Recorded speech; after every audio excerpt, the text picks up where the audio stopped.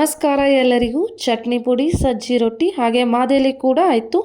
Sankranti series 4ರಲ್ಲಿ ಶೇಂಗಾ ಎಳ್ಳಿನ ಹೋಳಿಗೆ ಮಾಡೋದು ಹೇಗೆ ಅಂತ ನೋಡೋಣ. ಇವು ಬೇಕಾಗಿರುವ ಸಾಮಗ್ರಿಗಳು. ಮೊದಲಿಗೆ 1 ಬೌಲ್ ಕಡಲೆ ಬೀಜನ ಹುರ್ಕೊಳ್ಳೋಕೆ ಹಾಕ್ತಾ ಇದ್ದೀನಿ. ಹುರಿದಿರೋ ಕಡಲೆ ಬೀಜನ ಈ ರೀತಿ ಪುಡಿ ಮಾಡಿ ಸಿಪ್ಪೆ ತೆಗೆದು ಇಟ್ಕೋಬೇಕು. ಕಂಪ್ಲೀಟಾಗಿ ಸಿಪ್ಪೆ ಹೋಗಬೇಕಂತ ಏನಿಲ್ಲ. 1 ಬೌಲ್ ಬಿಳಿ ಎಳ್ಳನ್ನು ಗೋಲ್ಡನ್ ಕಲರ್ ಬರೋವರೆಗೂ ಹುರ್ಕೋಬೇಕು. ಅದಾದಮೇಲೆ 1 ಬೌಲ್ ತುರಿದಿರೋ ಒಣ ಕೊಬ್ಬರಿನ ಕೂಡ ಗೋಲ್ಡನ್ ಕಲರ್ ಬರೋವರೆಗೂ ಹುರ್ಕೋಬೇಕು. ಯಾಲಕ್ಕಿನ ಈ ರೀತಿ ಹುರಿದು ಹಾಕೋದ್ರಿಂದ ಘಮ ಇನ್ನೂ ಚೆನ್ನಾಗಿ ಬರುತ್ತೆ. ನಾನಿಲ್ಲಿ 1/4 kg ಗೋಧಿ ಹಿಟ್ಟನ್ನು ತಗೊಂಡಿದ್ದೀನಿ. ಉಪ್ಪು ಮತ್ತು ತುಪ್ಪನ ಹಾಕಿ ಕಲಿಸ್ಕೋಬೇಕು.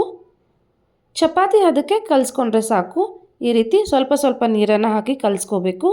ಒಂದು 20 ನಿಮಿಷ ಹಿಟ್ಟನ್ನು ನೆನೆಯಕ್ಕಿಡೋಣ. ಬನ್ನಿ ಇವಾಗ ಹೂರ್ಣಕ್ಕೆ ರೆಡಿ ಮಾಡ್ಕೊಳ್ಳೋಣ.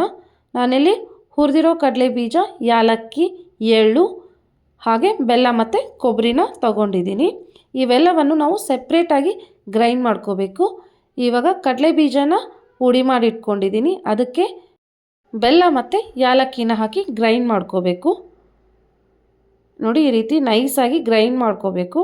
ಇದನ್ನು ಪ್ಲೇಟ್ಗೆ ಹಾಕ್ಕೊಳ್ತಾ ಇದ್ದೀನಿ. ಅದಾದಮೇಲೆ ಬಿಳಿ ಎಳ್ಳನ್ನು ಗ್ರೈಂಡ್ ಮಾಡಿಕೊಂಡು ಅದಕ್ಕೆ ಬೆಲ್ಲ ಮತ್ತು ಯಾಲಕ್ಕಿನ ಹಾಕಿ ಇನ್ನೊಂದು ಸಾರಿ ಗ್ರೈಂಡ್ ಮಾಡಿಕೊಂಡು ಆ ಮಿಶ್ರಣನ ನಾನು ಪ್ಲೇಟಿಗೆ ಹಾಕ್ಕೊಳ್ತಾ ಇದ್ದೀನಿ. ಇದೇ ರೀತಿ ಕೊಬ್ಬರಿ, ಬೆಲ್ಲ ಮತ್ತು ಯಾಲಕ್ಕಿನ ಹಾಕಿ ಗ್ರೈಂಡ್ ಮಾಡ್ಕೊಂಡು ಇಟ್ಕೊಂಡಿರೋದನ್ನು ಪ್ಲೇಟಿಗೆ ಹಾಕ್ಕೊಳ್ತಾ ಇದ್ದೀನಿ. ಈ 3 ಮಿಶ್ರಣವನ್ನು ನೀಟಾಗಿ ಕಲಿಸ್ಕೊಂಡ್ಬಿಟ್ಟು ಉಂಡೆ ಥರ ಮಾಡಿಟ್ಕೋಬೇಕು. ಇವಾಗ ಹಿಟ್ಟು ನೆಂದಿದೆ. ಇದರಿಂದ ಒಂದು ಚಿಕ್ಕ ಉಂಡೆನ ತಗೊಂಡಿದ್ದೀನಿ. ಅದನ್ನು ಈ ಥರ ರೌಂಡ್ ಮಾಡಿ ಅದ್ರ ಮಧ್ಯೆ ಹೂರ್ಣನ ಹಾಕಿ ಹೋಳಿಗೆನ ಲಟ್ಸ್ಕೋಬೇಕು. ಸಂಕ್ರಾಂತಿಯ ಮುಂದಿನ ಸೀರೀಸ್ ನೋಡಲು ಹಾಗೆ ನಾನು ಮಾಡೋ ಅಡುಗೆ ಇಷ್ಟ ಆದರೆ ಮರೀದೆ ಲೈಕ್, ಶೇರ್ ಆ್ಯಂಡ್ ಸಬ್ಸ್ಕ್ರೈಬ್. ನೋಡಿ, ಈ ರೀತಿ ನೀಟಾಗಿ ಕ್ಲೋಸ್ ಮಾಡಿಬಿಟ್ಟು ಲಟ್ಸ್ಕೋಬೇಕು. ತುಂಬ ಒತ್ತಿ ಲಟ್ಸ್ಬೇಡಿ. ಹೂರ್ಣ ಹೊರಗಡೆ ಬರೋ ಚಾನ್ಸ್ ಇರುತ್ತೆ. ಸ್ವಲ್ಪ ಮೇಲ್ಮೇಲೇ ಲಟ್ಸ್ಕೋಬೇಕು. ಹೋಳಿಗೆ ಸ್ವಲ್ಪ ದಪ್ಪನೇ ಇರಲಿ, ತುಂಬ ತೆಳುವಾಗಿ ಲಟ್ಸೋದು ಬೇಡ. ಬಿಳಿ ಎಳ್ಳು, ಕಡಲೆ ಬೀಜ ಹಾಗೆ ಒಣ ಕೊಬ್ಬರಿಯಲ್ಲಿ ನ್ಯಾಚುರಲ್ ಆಯಿಲ್ ಕಂಟೆಂಟ್ ಇರೋದ್ರಿಂದ ಚಳಿಗಾಲದಲ್ಲಿ ಬಾಡಿನ ವಾರ್ಮ್ ಆಗಿಡೋಕ್ಕೆ ಹೆಲ್ಪ್ ಮಾಡುತ್ತೆ. ಇವಾಗ ನೋಡಿ, ತುಪ್ಪನ ಹಾಕಿ ಹೋಳಿಗೆನ ಹಾಕ್ಕೊಂಡಿದ್ದೀನಿ. ಮೇಲೆ ಕೂಡ ಸ್ವಲ್ಪ ತುಪ್ಪನ ಹಾಕಿ ಬೇಯಿಸ್ಕೊಳ್ಳೋಣ.